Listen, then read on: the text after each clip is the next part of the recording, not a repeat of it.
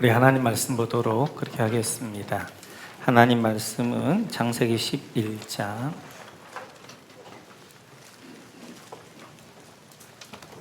하나님 말씀 창세기 11장 1절에서 9절까지입니다. 창세기 11장 1절에서 9절 우리 같이 한 목소리 읽겠습니다. 처음에 세상에는 언어가 하나뿐이어서 모두가 같은 말을 썼다. 사람들이 동쪽에서 이동하여 오다가 시날 땅 한 들판에 이르러서 거기에 자리를 잡았다. 그들은 서로를 말하였다. 자 벽돌을 빚어서 단단히 구워내자. 사람들은 돌 대신에 벽돌을 쓰고 흙 대신에 역청을 썼다. 그들은 또 말하였다. 자 도시를 세우고 그 안에 탑을 쌓고서 탑 꼭대기가 하늘에 닿게 하여 우리의 이름을 날리고 온 땅 위에 흩어지지 않게 하자.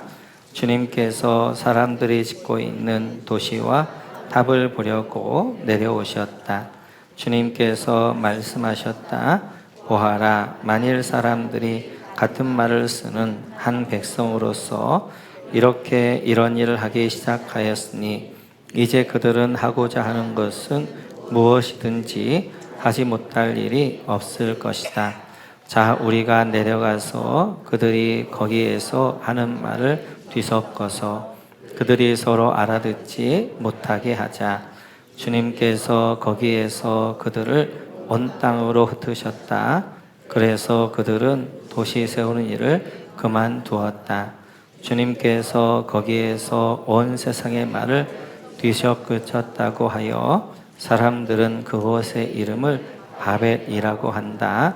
주님께서 거기에서 사람들을 온 땅에 흩으셨다. 아멘. 오늘 이야기는 여러분들 잘 아시는 바벨탑 이야기입니다. 바벨탑 사건을 중심으로 이 안에는 하나님의 사람이 열심이 있는가 하면 하나님의 열심이 있습니다. 사람의 열심과 하나님의 열심에 대하여서 같이 한번 살펴보도록 그렇게 하겠습니다. 우리 같이 한번 4절 보겠습니다. 4절 같이 읽습니다. 그들은 또 말하였다. 자 도시를 세우고 그 안에 탑을 쌓고서 탑 꼭대기가 하늘에 닿게 하여 우리의 이름을 날리고 온 땅 위에 흩어지지 않게 하자. 여러분, 탑 꼭대기가 하늘에 닿게 하여 밑줄 그어주시고요. 두 번째는 우리의 이름을 날리고 밑줄 그어주시고, 세 번째는 온 땅 위에 흩어지지 않게 하자. 밑줄 그어주시고. 오늘 바벨탑을 쌓는 이유에 대하여 세 가지로 잘 설명하고 있습니다. 첫째는 꼭대기를 하늘에 닿게 하자. 둘째는 우리 이름을 날리자. 셋째는 온 땅에 흩어지지 말자라는 세 가지 목적을 가지고 하게 되어지는데, 첫 번째 바벨탑을 쌓는 목적은 탑 꼭대기 하늘에 닿게 하자라는 것입니다. 그러면 탑 꼭대기를 하늘에 닿게 해서 뭐 할 것인가? 하늘까지 올라가서 하나님 없애버리고 하나님 이제 이래라 저래라 말 듣지 말고 그냥 우리 마음대로 내 마음대로 살자 하는 것이 바벨탑을 쌓는 사람들의 첫 번째 목적이었습니다. 우리가 지금 생각할 때는 너무나도 엉뚱하고 않고 말도 안 되는 이야기인데 그 당시 사람들에게는 그렇게 생각이 되어졌던 거예요. 하늘이 멀지 않잖아요. 조금만 올라가면 닿을 것 같잖아요. 그리고 그 당시에 문명이 굉장히 발달해 있었습니다. 오늘 3절을 보면 한 단면을 볼 수 있는데요. 우리 같이 한번 3절 같이 한번 읽어볼까요? 같이 시작. 그들은 서로 말하였다. 자 벽돌을 빚어서 단단히 구워내자. 사람들은 돌 대신에 벽돌을 쓰고 흙 대신에 역청을 썼다. 여러분, 돌 대신에 벽돌을 쓰고 밑줄 그어주시고 흙 대신에 역청을 썼다. 밑줄 그어주시고요. 그러니까 지금까지는 뭐였냐면 그냥 흙으로 벽돌을 만들어서 햇볕에 구워서 썼어요. 그리고 그 벽돌과 벽돌 사이는 흙으로 채워 썼습니다. 그러다 보니까 높이 못 짓는 한 1층 정도만 이렇게 운막 정도 짓고 살았던 거예요. 근데 이제 뭐가 발달하겠냐면 이 흙을 불에 굽기 시작한 거예요. 그래서 이제는 불에 구우면 벽돌이 되어진 거예요. 뿐만 아니라 이 벽돌과 벽돌 사이에 역청 아스팔트를 해서 높이 올릴 수 있게 되어진 거예요. 사람들이 이제는 벽돌을 구우면서 이제 억청으로 높이 이제 건물을 짓다 보니까 어떤 생각이 드냐면, 야, 그러면 하늘에까지 우리가 이제 높이 탑을 쌓아서 그냥 하나님 없애버리면 좋지 않겠느냐라고 생각하게 되어진 거예요. 그러니까 우리가 생각할 때는, 야, 하늘이 이제 우리가 우주 끝을 가면 3억 광년을 더 가야 되는데, 그 당시에는 눈에 보이는 거 조금 올라가면 될 것 같은 거예요. 그 정도로 조금 과학이 발달하니까 사람이 교만해진 거예요. 그래서 하늘까지 닿자, 하나님 없애버리고 우리 마음대로 살자라고 이야기했던 것입니다. 그래서 사람은 열심을 내요. 근데 첫 번째 열심은 스스로 높아지고자 하는 열심입니다. 그래서 우리가 스스로 높아지자, 그래서 하늘까지 닿자 하는 열심으로 열심을 내게 되어지는데요. 자, 그러다 보니까 우리 안에 이제 지금 세상을 봐도 사람들이 열심을 살긴 합니다. 근데 그 열심이 다 어떤 열심이냐면 스스로 높아지려는 열심. 그래서 바벨탑, 이제 물질의 바벨탑을 쌓기도 하고, 그리고 권력의 바벨탑을 쌓기도 하고, 그래서 나는 이렇게 높은 사람이야, 나는 대단한 사람이야, 자기를 이렇게 드러내려고 하는 그 열심 가운데 세상이 미쳐 돌아가고 있는 것들을 볼 수 있어요. 그러면 왜 사람들은 이렇게 되어졌는가? 그것은 바로 이사야서를 보면 그 답이 나옵니다. 같이 읽어볼까요? 시작. 웬일이냐? 너 아침의 아들 새벽별아, 네가 하늘에서 떨어지다니 민족을 짓밟아 맥도 못 주게 하던 네가 통나무처럼 찍혀서 땅바닥에 뒹굴다니, 네가 평소에 늘 장담하더니 내가 가장 높은 하늘로 올라가겠다, 하나님의 별들보다 더 높은 곳에 나의 보좌를 두고 저 멀리 북쪽 끝에 있는 산 위에 신들이 모여있는 그 산 위에 자리 잡고 앉겠다. 12절에 보게 되시면 너 아침의 아들 새벽별 루시퍼야. 사탄을 이야기하는 거예요. 사탄이 뭐예요? 스스로 높아지는 거예요. 그래서 하나님 앞에 가서 하나님 없애버리고 그 신들 위에, 무별 위에 내가 쓸 것이다. 결국 그러나 이제 그렇게 했다가 결국 그는 어떻게 땅에 쫓긴 바 되어졌잖아요. 그런 사탄이 사람을 향해 계속해서 이제 미혹하는 것입니다. 스스로 높아져, 높이 올라가. 높이 올라가서 네가 얼마나 대단한 것들을 보여줘 라고 사람들 계속 미혹하게 되어지니까 지금도 사람들이 열심을 내긴 하는데, 그 열심이 뭐냐면 스스로 높아지려는 열심, 저 하늘까지 올라가려고 하는 열심, 그 열심으로 살아가는 것들을 보게 되어져요. 두 번째 열심은 이제 오늘 4절에 보니까 우리 이름을 날리자라는 것입니다. 그래서 사람들이 열심을 내는데 두 번째 열심은 자기 이름을 날리자, 우리 이름을 떨치자 하는 것입니다. 이제 어떤 일들을, 큰 일들을, 위대한 일들을 이루고 나면 이름이 남게 되어지잖아요. 그래서 바벨탑이라는 이 엄청난 이제 탑을 쌓아서 우리 이름을 한번 남겨보자라는 것이 이들의 이제 바벨탑을 쌓는 목적이 되어집니다. 뿐만 아니라 하나님도 아브라함이 이렇게 말씀하십니다. 우리 한번 12장으로 한번 가보실까요? 12장 2절입니다. 12장 2절 같이 읽죠. 시작. 내가 너로 큰 민족이 되게 하고 너에게 복을 주어서 네가 크게 이름을 떨치게 하겠다.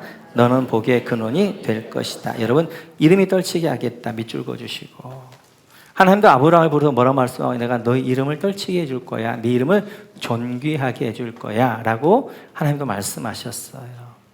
이렇듯이 이름을 떨치는 것, 존귀한 이름이, 우리에게 이름을 줬기 때문에 그 이름이 존귀한 이름이 되어지는 것 죄 아닙니다. 문제는 뭐냐면 바벨탑을 쌓는 사람들처럼 내가 스스로 이름을 내겠다 하면 그게 이제 자기 열심이 되어지면서 그것이 잘못 되어진, 하나님을 대적하는 그런 모습을 가게 되어져요. 근데 오늘 아브라함처럼 하나님의 이름을 존귀한 이름으로 여겨주셔야 돼요. 그래서 하나님의 말씀에 순종할 때 하나님이 그 이름을 존귀하게 하고 높여주시게 될 때 그 이름이 진짜 높은 이름, 존귀한 이름이 되어지죠. 그래서 오늘 스스로 이름을 내려고 했던 바벨탑을 쌓는 사람들 이름이 남았어요? 안 남았어요. 대표 이름 하나 남았는데 그 이름이 리므롯이라는 이름인데 그 이름은 저주의 이름입니다. 더러운 이름입니다.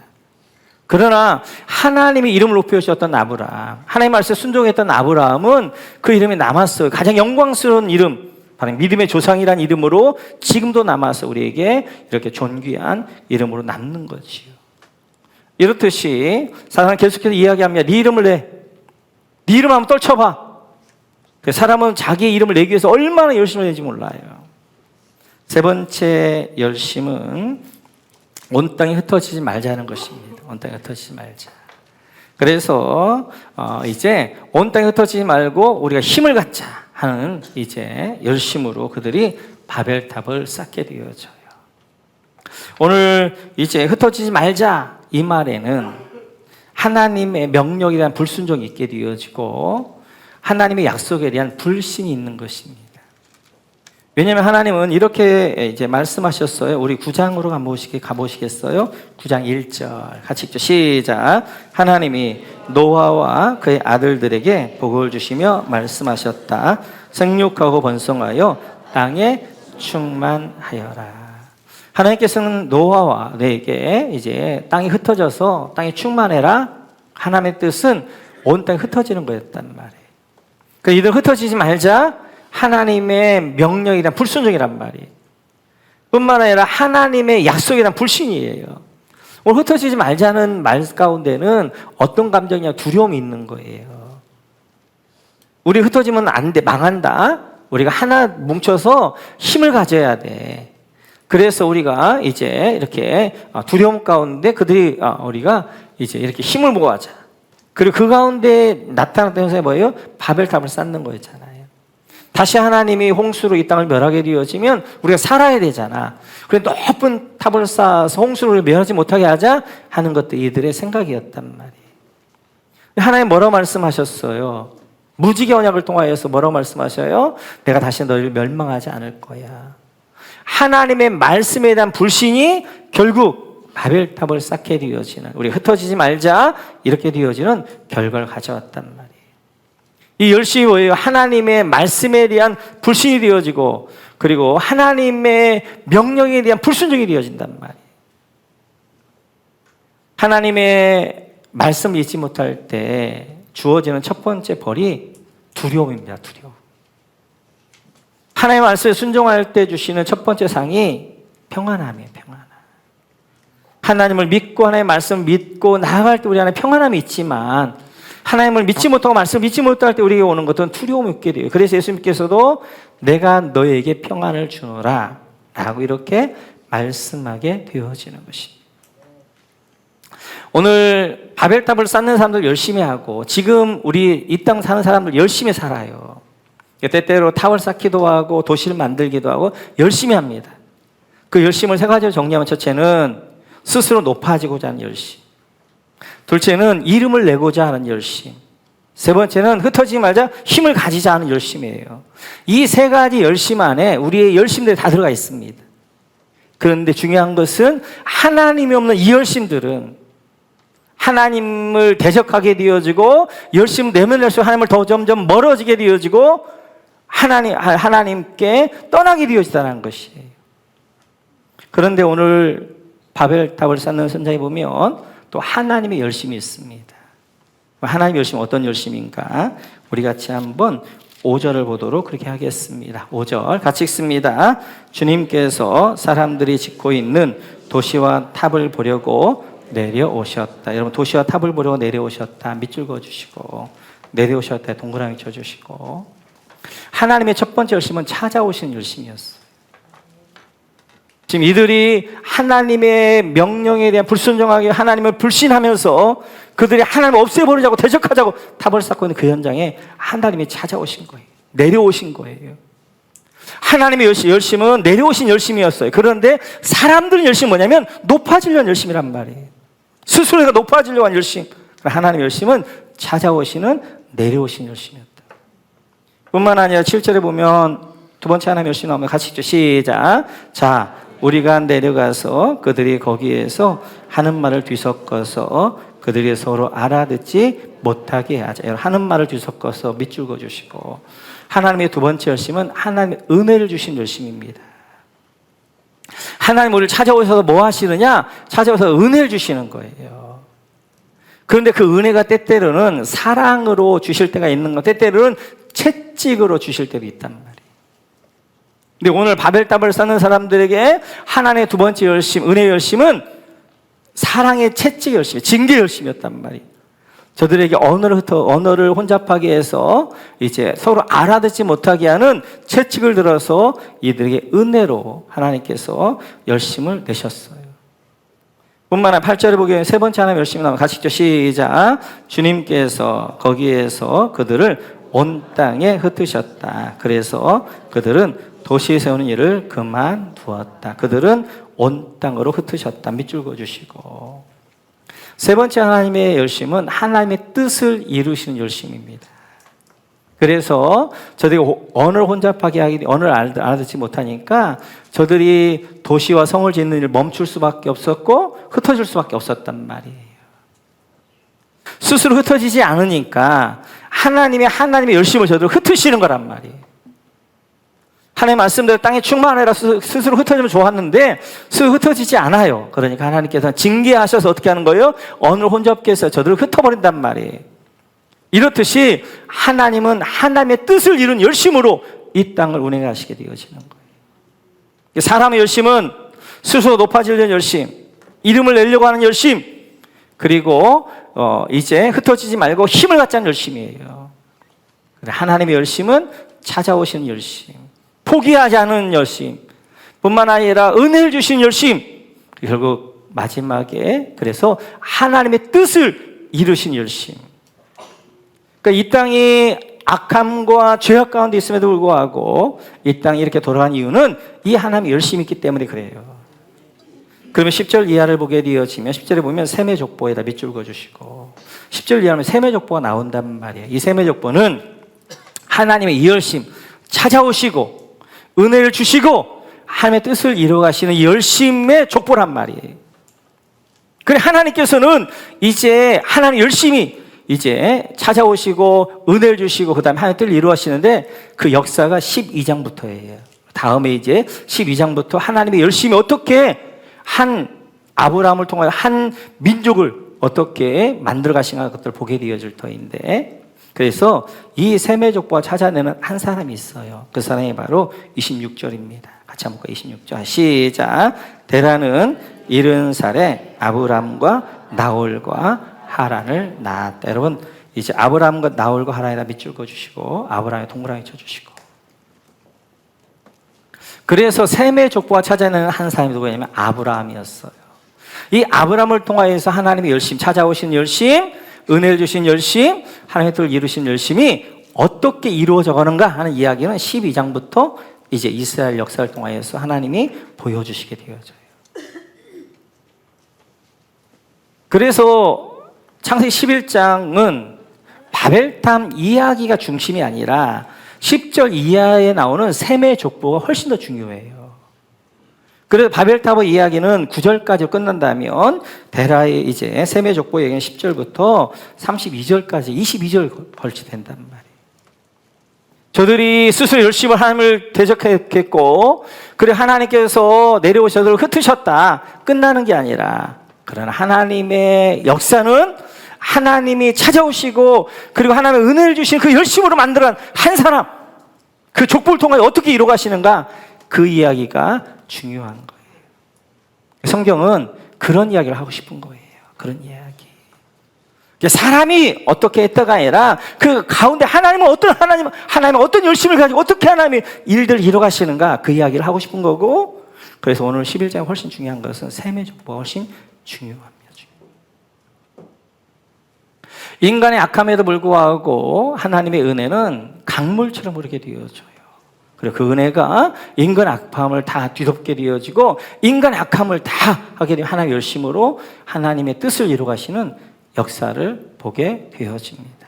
그게 바로 아브라함의 족보가 되어져요. 그래서 하나님이 아브라함을 찾아오시게 되어지고 아브라함을 통하여서 예수 그리스도가 태어나게 되어지는 그런 열심으로 만들어 가시는 것이 구약의 이야기가 되어지는 것들을 볼 수 있습니다. 아담과 하와도 마찬가지였어요. 아담과 하와도 하나님께서 모든 걸 창조하시고 그들에게 이제 다 주셨잖아요. 그럼에도 불구하고 이들 안에 열심이 있어요. 어떤 열심? 하나님이 되고자 하는 열심. 그래서 선악과를 따먹게 되어지죠. 선악과를 따먹게 되어 하나님을 대적하게 되어지고 하나님을 배반하게 되어져요. 그런데 그곳에 하나님 포기하지 않고 하나님 열심히 있는 거예요. 우리 창세기로 한번 가볼까요? 창세기 3장 9절.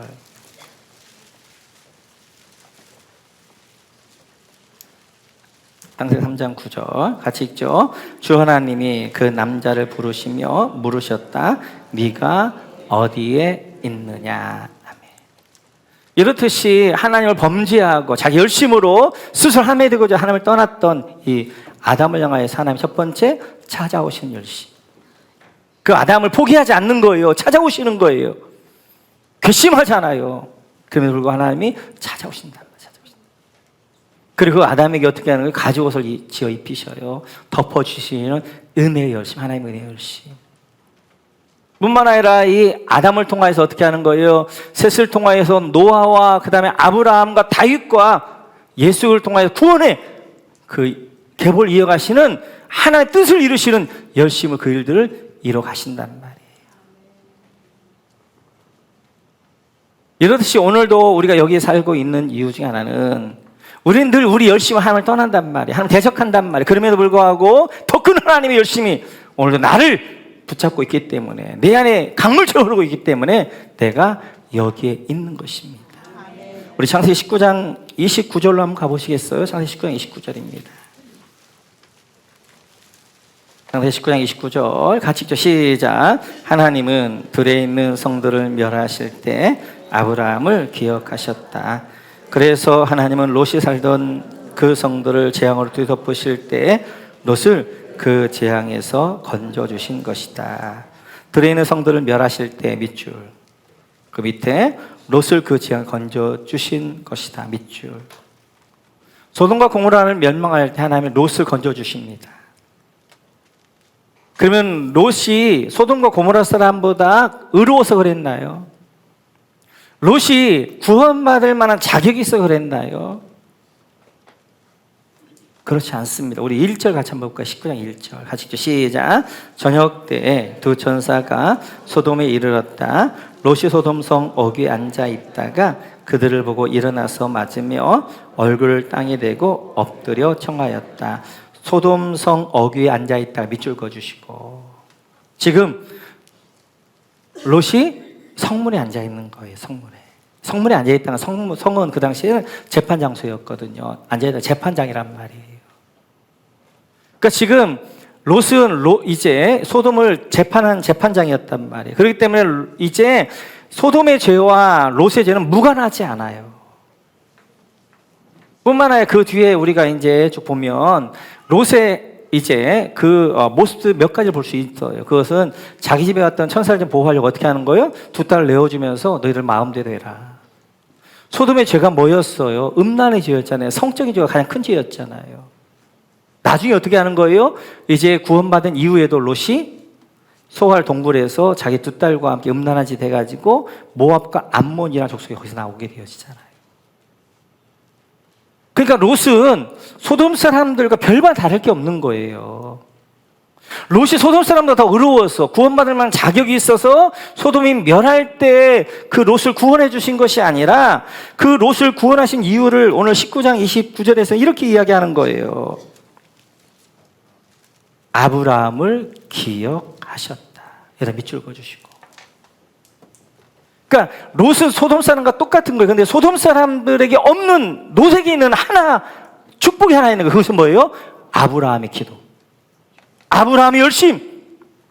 아브라함의 기도 열심. 이것이 롯에게 있는 거예요. 그래서 소돔이 멸할 때 그 소돔 가운데 롯을 하나님이 아브라함을 기억하셔서 그를 아브라함의 열심을 기억하셔서 어떻게 하는 거예요? 롯을 구원하여 주시는 거란 말이에요.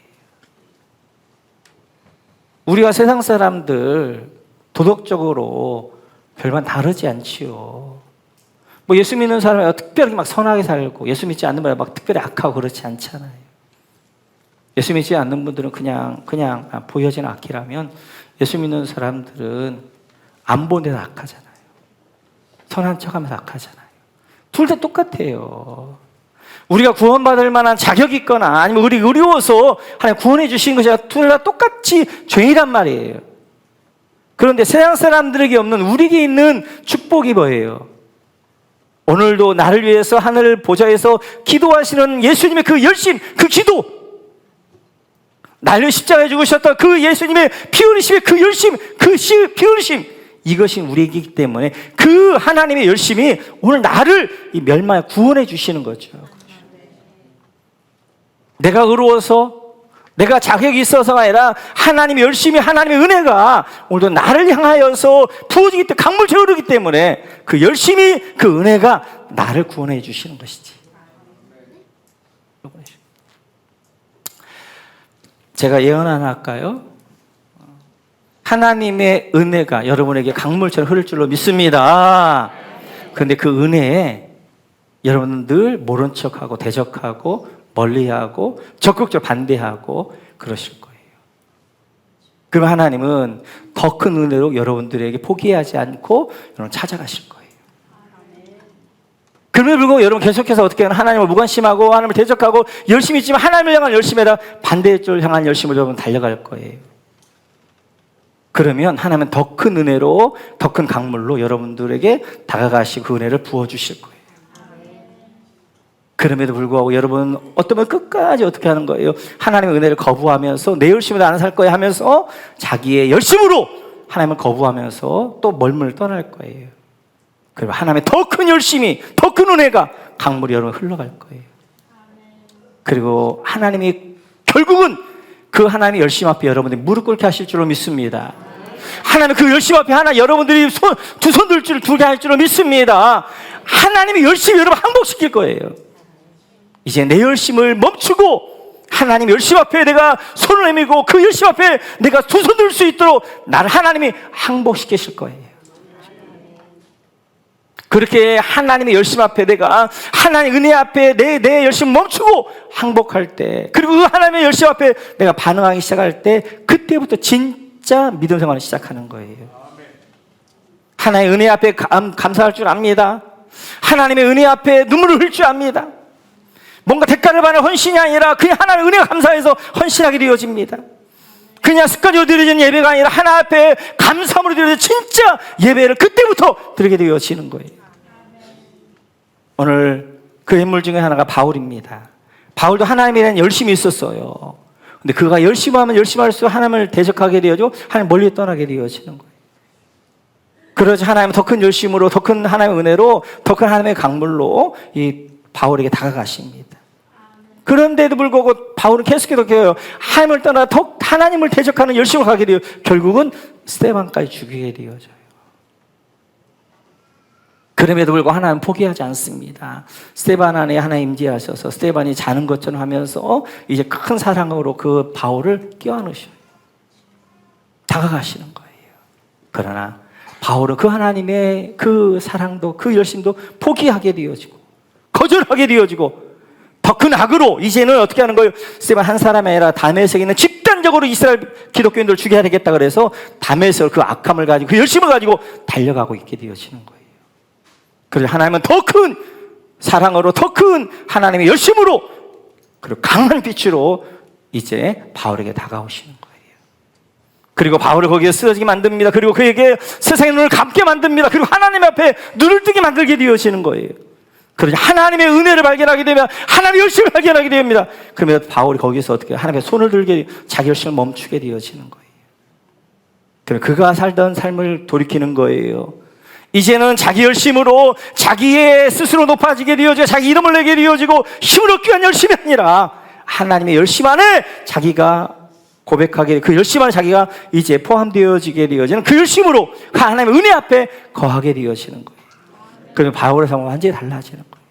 지금까지 이루었던 그 열심, 자기 열심을 이뤘던 스스로 높아지는 것, 자기의 이름, 힘을 위했던 모든 것들을 배설물로 여기게 되어지는 거예요. 그리고 하나님의 은혜 하나 붙들고 그 은혜 붙들고 어떻게 하는 거예요? 채찍 맞으면서 온갖 핍박과 어려움 가운데서도 감사하며 자족할 줄 알면서 그의 길들을 가게 되어지는 거예요. 그 전과 후는 뭐예요? 하나님의 은혜를 깨달은 자와 하나님의 은혜 앞에 손 들고 내 열심을 멈추고 하나님의 은혜 앞에 나간 자와 그렇지 않은 자와의 차이가 되어지는 거예요. 우리의 신앙은 주님의 이 은혜 앞에 무릎 꿇기 전까지는 사실은 신앙은 예행 연습입니다. 진짜 아닙니다. 가짜입니다. 가짜. 거기까지 연습하는 거예요. 그래서 계속 예배에 나오고 계속 상품 받아보면 어느 날 갑자기 하나님이 빛으로 찾아오셔서 나를 그 하나님의 열심 앞에 손들게 할 때가 있어요. 그때부터가 진짜 신앙이 되어지는 거예요. 하나님의 은혜에 감사할 줄 알고, 하나님의 은혜에 감격할 줄 알고, 눈물을 흘려하게 되어지고, 예배도 그냥 드려지지 감격으로 예배에 들게 되어지고, 헌신도 대가를 받는 헌신이 아니라 그냥 무조건 헌신하게 되어지면 내 삶을 내어주기까지 아깝지 않는, 바울처럼 자기의 사명의 생명보다 승한, 더 귀한 삶으로 변화되어지고, 내가 지금까지 쌓아놓았던 열심으로 만들었던 세상의 모든 것을 배설물로 여길 줄 아는 그런 삶이 되어지는 거예요. 하나님 앞에 빨리 항복하면 항복할수록 좋습니다. 그 하나님의 강물처럼 흐르는 그 하나님의 은혜를 외면하지 마시고, 거부하지 마시고, 이제는 그 은혜 앞에 무릎 꿇고 손 들고 하나님 내 열심을 멈추겠습니다. 하나님의 은혜로 나를 덧입혀 주십시오. 그 은혜 안에 살기 원합니다. 하나님 내가 그 은혜를 갈망합니다 라고 하면서 하나님 은혜 앞에 나아가는 여러분 되셔서 하나님 여러분을 통해 일하시고, 하나님의 열심으로 여러분을 통해 하나님의 뜻을 이루시는 축복과 은혜가 있기를 주님의 이름으로 축원합니다.